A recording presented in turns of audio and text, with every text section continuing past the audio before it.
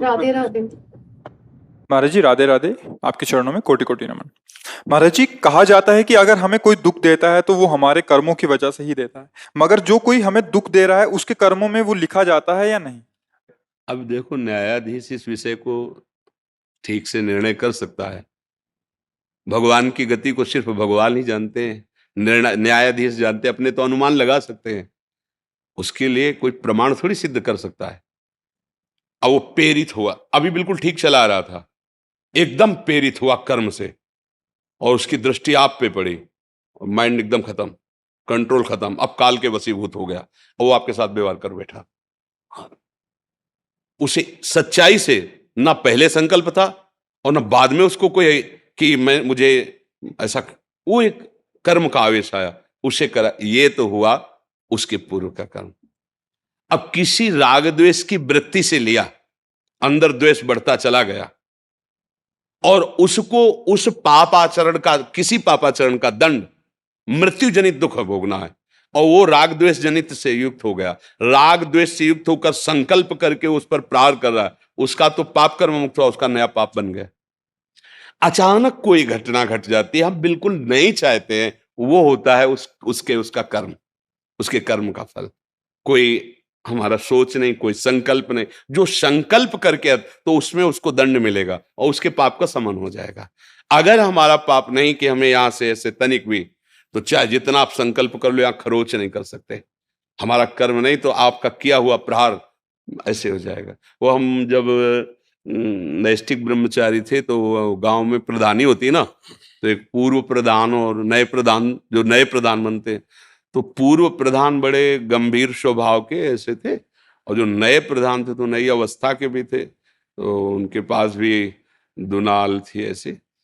तो अचानक दोनों का आमना सामना ऐसे रोड में हो गया, वो उधर से आ रहे थे, उधर से जा रहे थे, तो उनके पास राइफल रहती थी, जो पूर्व प्रधान थे, और वो जीप से चलते थे, वो मोटरसाइकिल से चलते थे।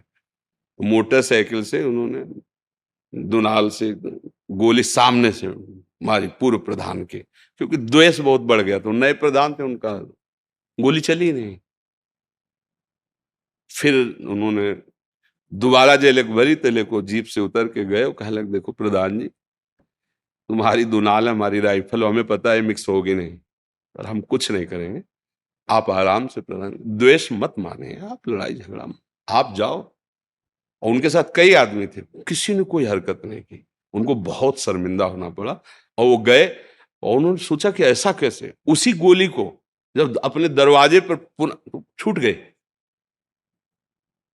उनका द्वेष था, वो मार सकते थे, मारने का प्रयास किया, लेकिन वहां गोली नहीं चली, और वहां दरवाजे पे वही वही चल गई। क्या है, नहीं था खरोच लगने का, नहीं हुआ। तो इसलिए वैसे पूर्ण निर्णय करना, जैसे भीष्म जी से पूछा जाता तो यही कहते थे कि धर्मराज युधिष्ठिर धर्म के सूक्ष्म रूप को जानते हैं, धर्म की सूक्ष्म गति को समझना बड़ा कठिन है। अब कब कहां कैसा क्या सहयोग होता है तो न्यायाधीश जाने। बकाया इतना है, अगर हमारा कर्म गंदा नहीं है तो लोग लाखों हमसे द्वेष करें, हमारा बाल बांका भी नहीं कर सकते, और हमें अगर दंड भोगना है तो फिर वो कहीं ना कहीं अपना रूप रख करके आएगा और मुझे दंड देगा।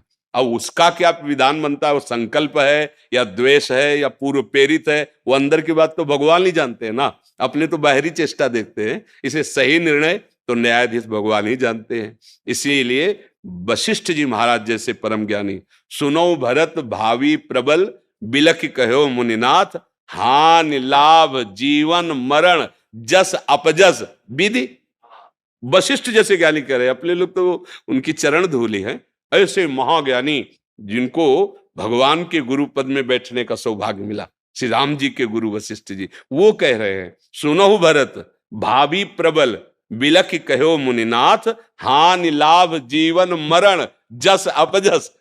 वो सच्चा न्यायाधीश वही झलता है, अपने तो केवल अनुमान लगा सकते हैं जी।